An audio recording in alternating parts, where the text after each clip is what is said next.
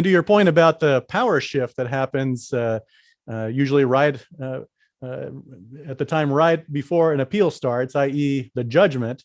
You say one side sometimes feels invincible, and the other side might feel completely demoralized. So for that reason, how important do you think it is if you're representing the appellant, let's say the losing defendant on appeal, how important is it to get a stay of enforcement of judgment, maybe even before initiating any kind of settlement dialogue? Well, I mean, people might want stays for all sorts of reasons. I'm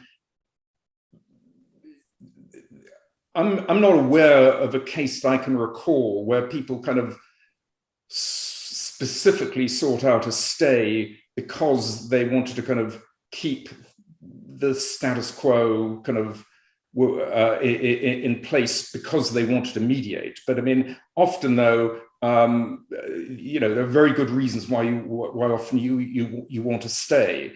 Some stays are fairly easy to obtain. A few are automatic. Some require putting up a lot of money. But it depends on the type of judgment, and also it depends on the timing of the appellate mediation.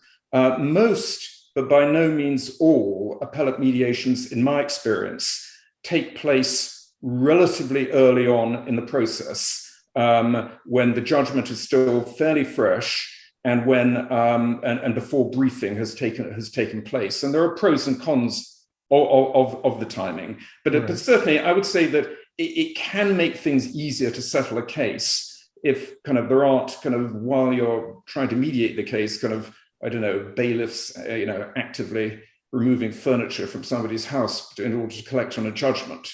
Right, or just sweeping bank accounts. Indeed. You might feel that you have no, if you're the prevailing plaintiff with the money judgment, you might feel that you have no incentive to settle. I can just start wiping bank accounts and get some easy cash that way.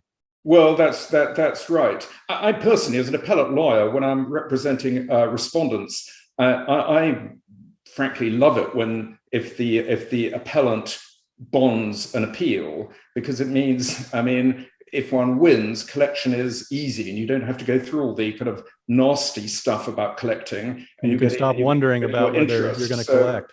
So bonded appeals, I mean, far from being annoying to me, I regard as the best.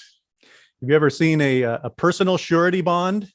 One of those creatures where the defendant appellant just finds a couple of people who will vouch for him and say, "Yeah, I'm good for it." Good for it.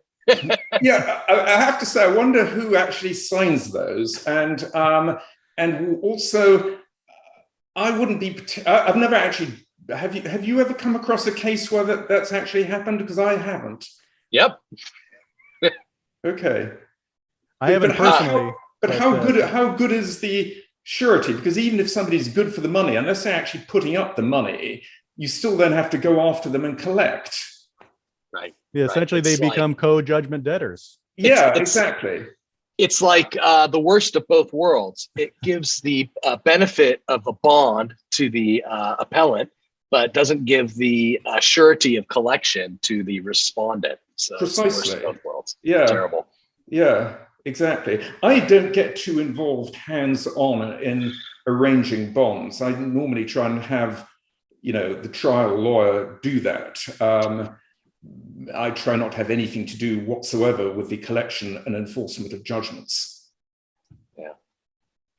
Yeah. It that can be a taxing part of the work if you start getting involved in judgment collection and defense.